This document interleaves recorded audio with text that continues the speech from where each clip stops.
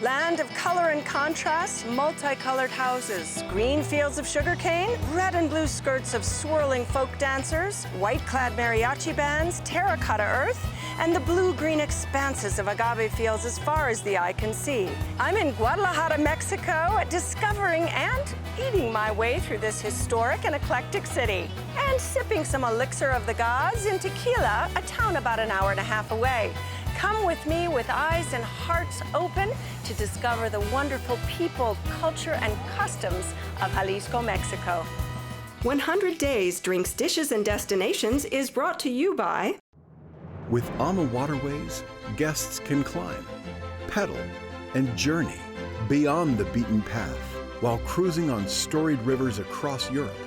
You can find out more at amawaterways.com.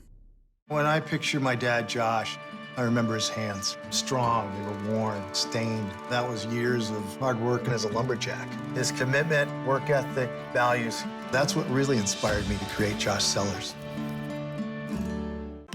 Otherworldly and down to earth. Visit Napa Valley.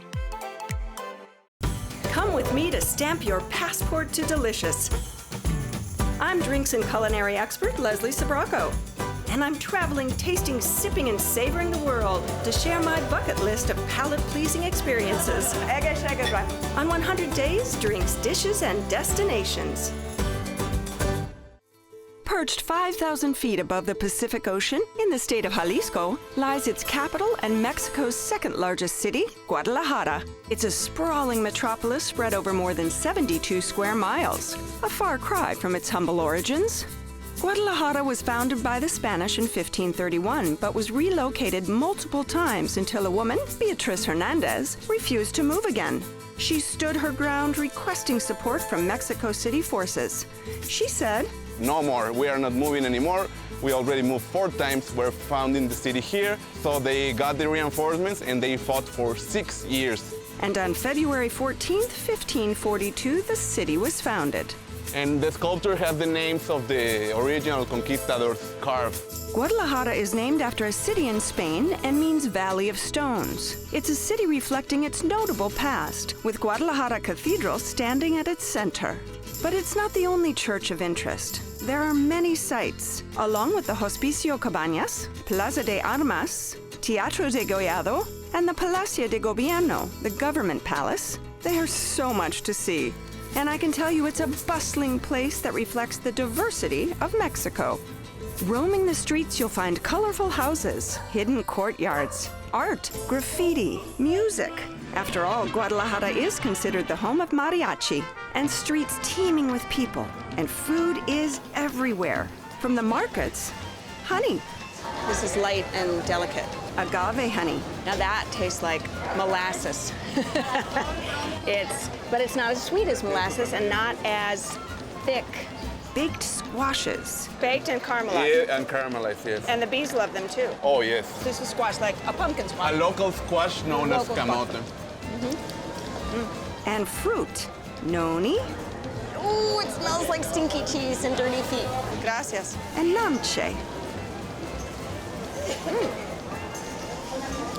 There's a seed in it.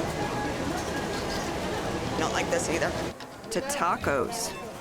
To the Nieve de Garrafa, Guadalajara's iced treat. No milk. Okay, here we go. Here's a different form of tequila. Not liquid, but frozen. It is like a sorbet. There's not the creamy milkiness of an ice cream. But that tequila, is there.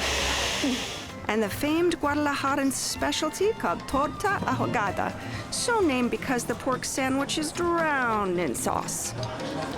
It's moist, it's crunchy, it's succulent meat. This is a hearty meal. You can't come to Guadalajara unless you're really hungry. And at the heart of every cocina here is corn. To find out more about this Mexican staple, I'm visiting the home of culinary archaeologist Maru Toledo and the Mujeres del Maíz, or Women of the Corn. Here, local women work together to keep the traditional cuisine of Jalisco alive. I'm so happy to be here. Yo igualmente. We're gonna make tamales. Start with the masa. This is a metate, perfect for making tamales. It's very heavy. This one is around 10 years old, but they have some here that are more than 100 years old. For a softer texture, they use requesón cheese. La masa. Putting cheese into the masa, is that the traditional way of doing this? Sí. It was the Spanish who brought cows to Mexico and made cheese. This particular recipe, masa, cheese, salt, baking powder, and lard, only dates to the 1950s, though tamales have an ancient pre-Columbian history. So the cheese goes into the masa. It's a very mild cheese, a little bit of a rubbery texture, and it melts very, very nicely inside the tamale, holding it together. And you make a shaped roll. So there's two sides of the corn leaf. There's one that's sticky and there's one that's slippery. So this side is very sticky. You can feel the gritty stickiness. Y la parte más peludita The stickiest part, queda aquí. Doblamos. you will roll it on, wrap it around, Volvemos a doblar and keep wrapping it around y volvemos a doblar. until it's fully covered.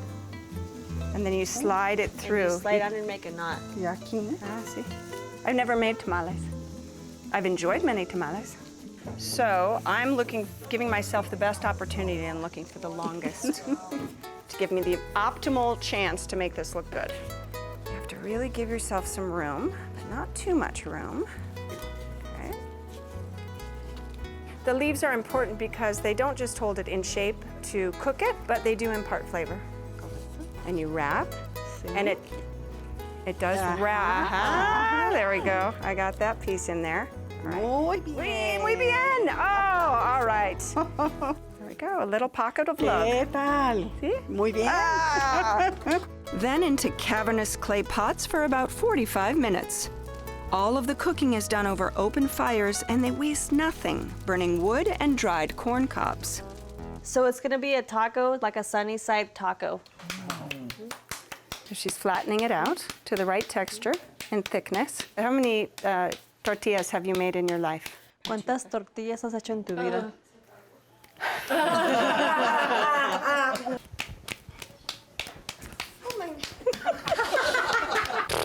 Okay.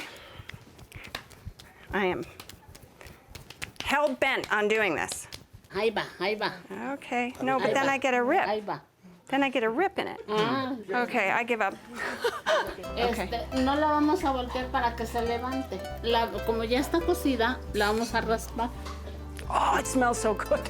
Ahí va. What's she doing? It's called raspada. So she's scraping off the top portion of it, the portion that's been browned ever so slightly, and smells like heaven. Now comes the cheese, wrapping it, sealing it. So by scraping that off, you're left with that moisture from the tortilla, from the masa. Can I eat this one? ¿Se puede comer ese? Lo vamos a poner al sol. So she's gonna let it sit in the sun so they could fry it later. Sad. No tacos for me. Put them in the sun, they dry them out a little bit.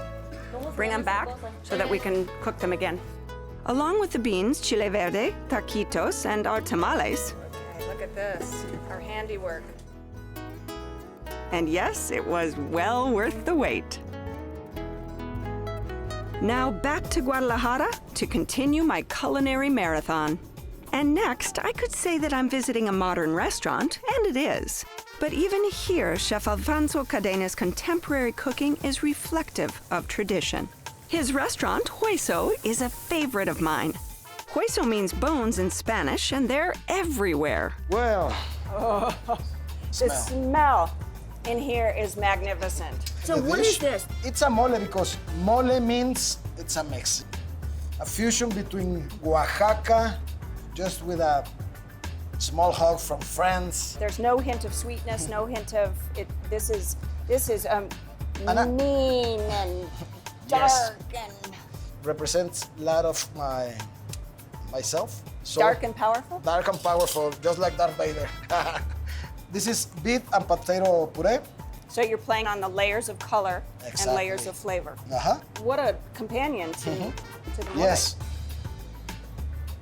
So bitter, a whisper of sweetness in the beets. Exactly. This earthy, meaty, savory. It's so powerful. I prefer not to put it on the top of the meat. It's the thin little line between pain and pleasure, no? So this is tapioca powder. We add oil and burnt tortilla also. Whoa! And some habanero. Ooh, that makes you stand up straight. We put it just like that. It's beautiful. My mother used to say, bone equal flavor. You can see there's a lot of sacrifice around the kitchen, no? I have a lot of respect of the animals all the time that we give to the preparations. Pocos hijos, well loved, no? So But that's you our have philosophy. you still respect anything that comes from the ground as well? So salads are an For important sure, piece, because and I fresh really vegetables respect the farmers. They work so hard once a week to go to the farm and stole a little bit of that emotion from them. For me, I just feel blessed. Oh, that is amazing. I'm like a crazy vampire, no? I just bite you to have it and take you all your happiness. If you're a good cook, you have to prepare good salads. These tomatoes are so fresh, are so good, that I prefer to enjoy it in chunks, not really sliced. This one has a crunchy, almost cucumber-like character to it. We have a pesto. Remember, I'm a vampire, so I stole the pesto from Italy. Now we're gonna play a little bit with fire. This manchego smoke. Manchego. We just want to give this punch of smoking. You're crazy. In a good way. It's fun. No, I'm crazy. That's what my mother says. This is a sheep yogurt. We just mix it with some fresh basil. This is the sprouts. We're gonna put some smoked chiles oil. And you should smell it now. So you want the thick pesto on the bottom. Exactly.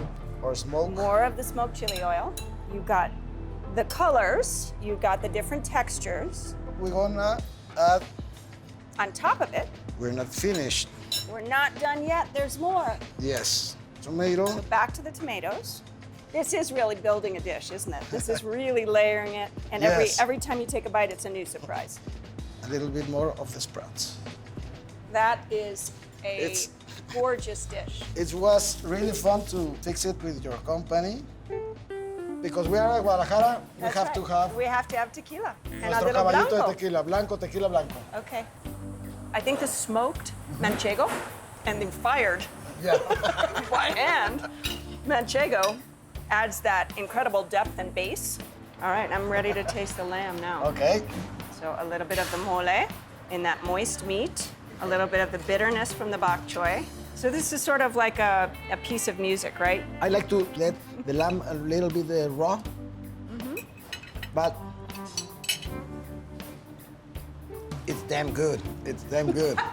I love Mexico, man. Oh, the lamb is cooked so perfectly, and this is local, right? Yes, and if you want to be part of a global change, I feel glad to be a cook who cares.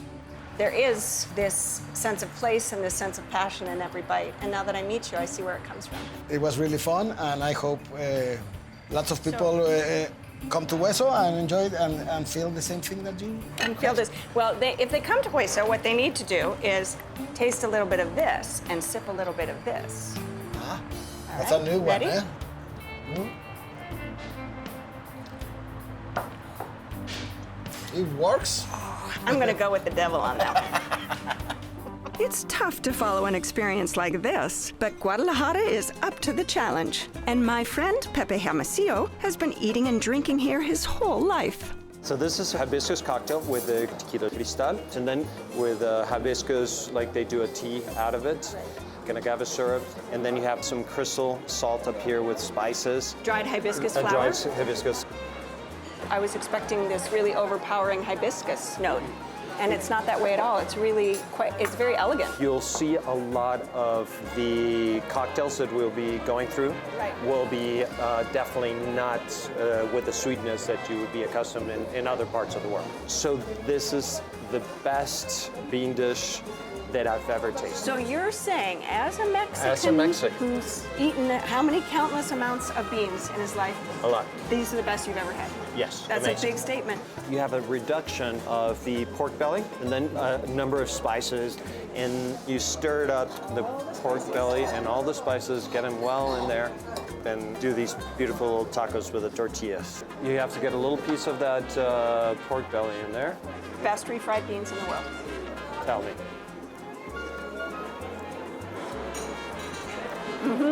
Creamy and light. They're like a heavily whipped mashed potato, aren't they? You know, where you get air into the mashed potato and it's just, it's light as air. Then you have the crunchiness of the pork belly and the fattiness, and then all the spices that are... Hang on. Hey, you're a professional at taco eating. Finger looking good. This is stop 1 of 3 that you planned for me. So what's next? It's totally opposite of what we're doing right now. One of my favorite places in town. It's called Xocol.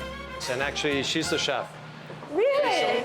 Hola. Nice to meet you. Nice to meet you too. This is our sign that you are welcome in Xocol, and we always make this hot sauce, salt, and the fresh tortilla. The idea is to have a taco just like that in your hand, because it's a ceremonial tortilla. It has an image that we call grana cochinilla.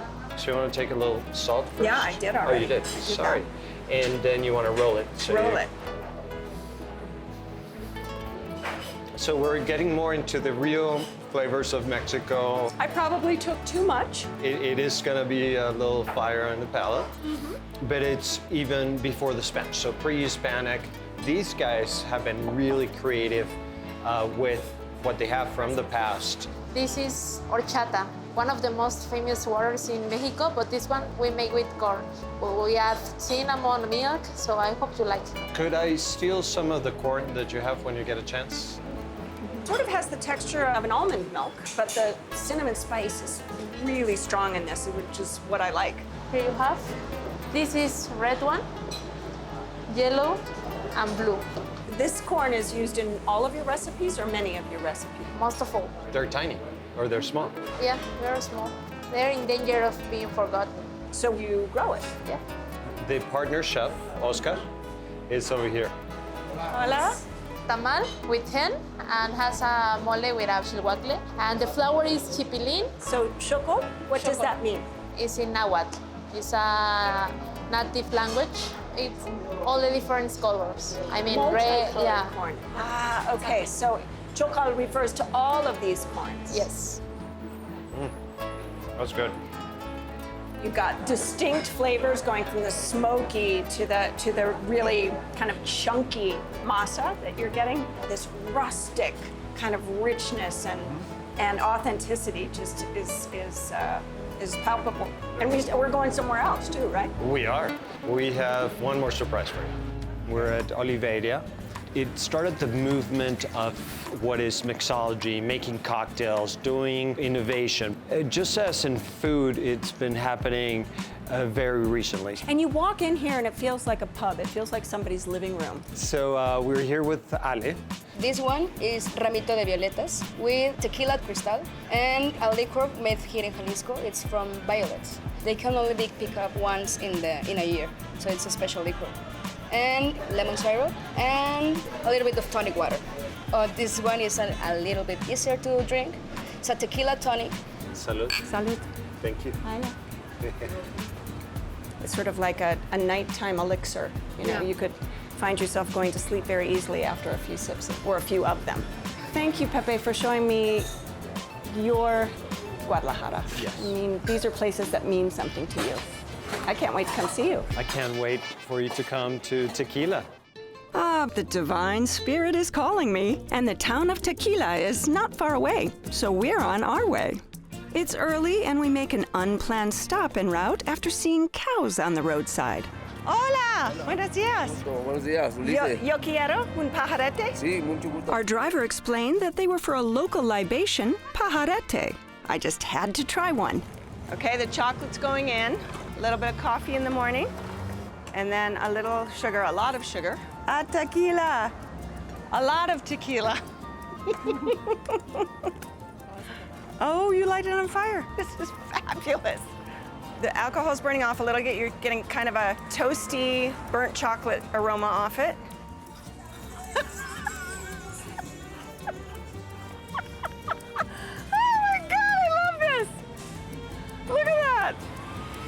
That's a lot of milk. Gracias, Ulysses. That is warm. That is fresh as fresh can be. That is good. Oh my God, that's good. That's a hot chocolate with a kick. Gracias. Bueno. It's gonna be a good day. As we drive, the scenery is changing to a more agricultural landscape. We're now in the land of blue agave and tequila. The town of Tequila is small, quaint, and crowded with a market, crafts, and entertainment. But the spirit, it just keeps calling. So we meet Pepe again. He's a 7th-generation tequila maker, and I'm at his distillery to see why Casa Noble is top on my tequila list. So this is the barrel house. The process of aging is very, very important. Traditionally, tequila is aged in used charred whiskey barrels, but what makes this place special is that they use new, lightly toasted French oak barrels, crafted from centuries-old trees. This allows their triple distilled tequila to shine. Keep it simple. I'm a big philosophy on keep it simple. So the obsidian may be jagged around the edges, but the Casa Noble is perfectly polished. I just made that up. There are 3 main styles of tequila: unaged, blanco or silver, Just out of the still, totally transparent. It hasn't touched barrel. From a producer, if their blanco is not expressing the purity of the place and the purity of the agave, then you don't want to drink the rest of their stuff. 100%. So it's not a lesser quality, it's a benchmark, really. reposado, which means rested, for up to a year in barrel. You really identify the agave and you identify the barrels and how they play together. You get the freshness and you get the opulence all wrapped into one package. And añejo, or aged, which is aged in the barrels for up to 3 years. It's gonna get darker. And then for French oak, we'll have like a reddish gold, which is really interesting. This to me is decadent. Now we've gone from a little bit of butterscotch to full-on creme brulee and, you know, toasted sugar on the top and chocolate notes and all of that. So to me, this is, you know, amplified. Phew. Thank you for sharing it with us, Pepe. Salud. Another favorite producer of mine is Tres Agaves. It's a modern place with a new face at the helm. A young female master distiller is a rarity in tequila, but Ileana Partida grew up in a family of tequila makers and absorbed all things tequila by osmosis. I grew up here in Amatitan. I have lived all my life in here, and I live like 5 minutes from here, from the distillery, so it's a really easy way. So what is the age of this row? This row is exactly almost 3 years old. 3 years old? Yeah. What about some of the larger ones back there? It is the same. I mean, it is just like you and me. It's like someone gets taller, someone gets the sweetness. Guess who's the taller one? I know, but I have the sweetness. Ileana is sweet, but some of Tres Agave's sweet scents come from traditional bourbon barrels used to age the reposado and añejo tequilas. These ones are from Four Roses. Bourbon! I love Four Roses bourbon. You're in the right place. I'm a fan of their Blanco, though, and got to taste this pure, palate-pleasing tequila in the perfect setting. I hopped on a horse to peacefully explore the agave fields with Ileana and soak in the awe-inspiring view of the town's namesake, the Tequila Volcano. I partied the Mexican way, listening to rousing mariachi music and taking in the spectacle of jarabe tapatio, a traditional Jalisco dance. Oh, it had me mesmerized.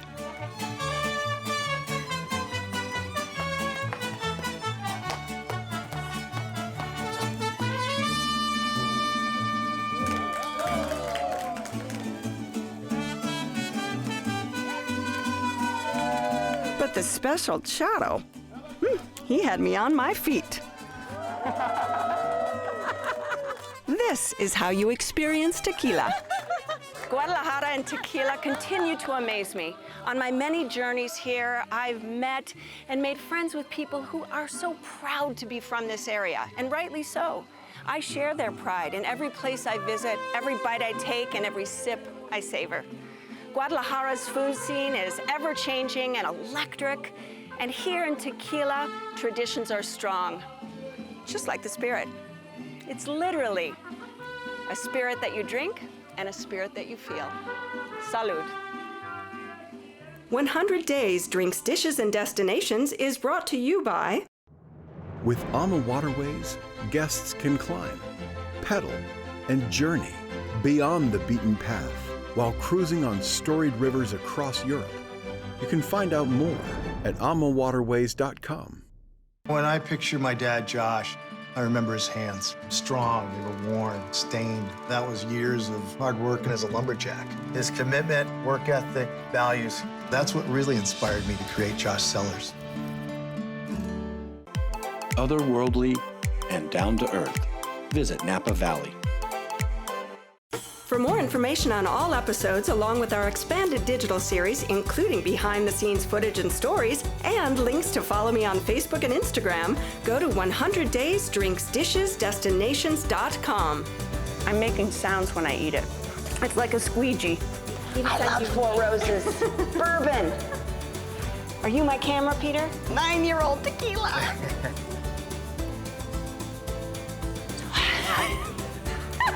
That's 120 proof. Out now, out.